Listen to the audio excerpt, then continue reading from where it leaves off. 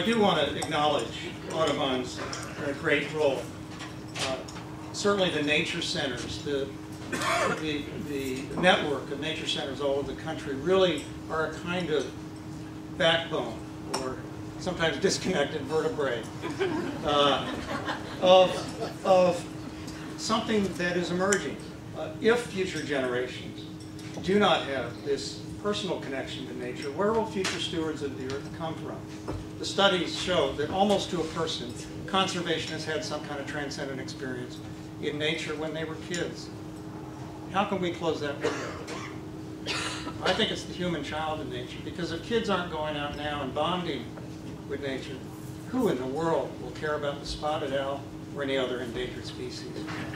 Mind, which is the largest healthcare charity in the UK, just recently came out with a report saying we cannot keep going down the road only of pharmaceuticals. We have to look at nature therapy. And they're beginning to take that very seriously. We also have to take that seriously. In cognition in our schools, the studies show that kids with just a nature classroom outside of school, the test scores go up, science scores go up. That's one of the reasons we really do need a Leave No Child Inside movement.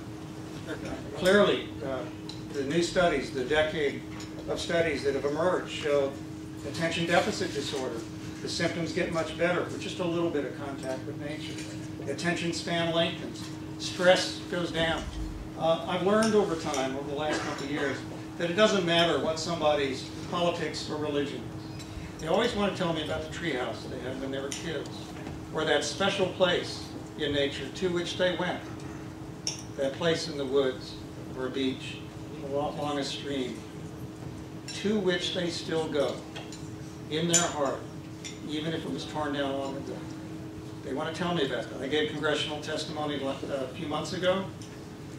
6 congressmen were there. I'm told that's a good turnout for a committee. After the testimony, all these guys wanted to talk about was their special place in nature when they were kids, and how it touched them, and how they remembered. In those moments, there were no Democrats in the room, there were no Republicans, there were only 6 guys with a shared memory, and they could not stand the idea of that ending. People feel this deeply. There is a great utility to this issue. I cannot think of another issue in America today that actually brings conservatives and liberals together.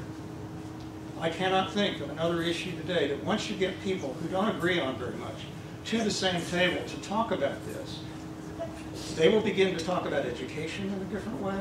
They will begin to talk about the future of developments, residential developments, in a different way. It has great usefulness. One of the reasons I think this issue is caught on is because America has become desperate for something to agree on. And this touches us deeply. We cannot be the last generation. Many of you are baby boomers. I'm a baby boomer. Could it be that we may be the last generation that has the memory of a time when it was not only expected, but normal for kids to go out and play in the woods? How can we leave this earth and take that with us? Because of that, everything in the next 40 years must change. We'll need new kinds of agriculture, already beginning. We'll need new kinds of energy, already beginning. Need new kinds of urban design and architecture, already beginning. New kinds of cities. Because everything must change.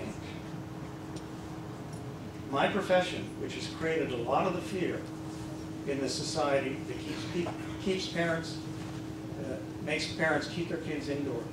My profession has also been one of the instigators of what I consider a cultural depression that we've been in for about a decade. We're coming out of it.